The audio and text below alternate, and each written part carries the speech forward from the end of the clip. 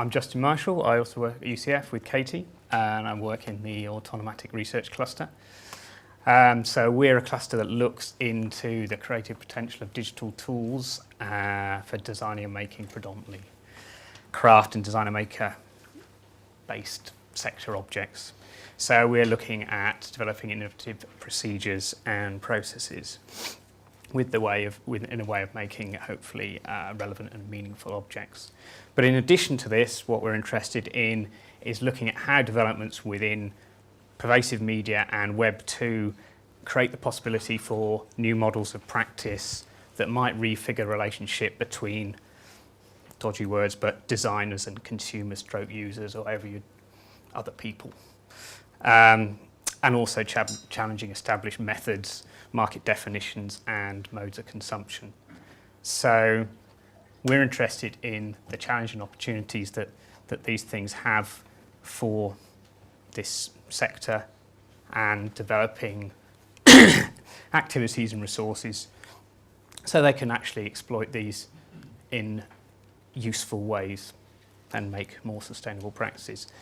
So looking more broadly, sort of developments in digital media have undoubtedly completely changed the way things are produced and distributed, empowering personal production, distribution in a wide creative output, which are good, bad and indifferent, in exactly the same way as they've been good, bad and indifferent in the past, produced by professionals or professionals in the past. So it could be argued that this is actually going to start happening. Digital design and production technology, it will happen in the world of things. It will provide the opportunity for localized and personalized production, and it will open up all sorts of new opportunities for ways of making. So undoubtedly there are dangers, and we've had discussions with Emily about those dangers, and she's written about them.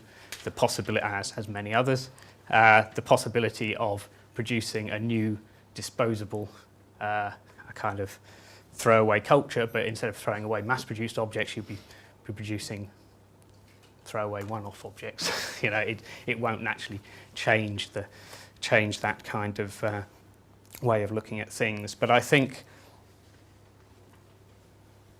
if it's developed and exploited in an intelligent way, and I think craftspeople have a large thing to contribute to that, a sensitivity to material and to process and to objects making in general, then I think we can start to open up possibilities for empowering people to think of themselves as producers rather than consumers. One of my personal interests is in the opportunities for this kind of development within social inclusion, improving lives, and relates to the DOT agenda, taking a kind of Fab Lab model developed by MIT and how that can involve something much more substantial and be part of a broader and not necessarily digitally focused training, production and distribution hubs situated within communities and become new post-industrial local workshops. And that will encourage the sharing of existing skills and the gaining of new ones, and hopefully building a more self-reliant societies and communities. So my question is that possible? And in what way can we do it?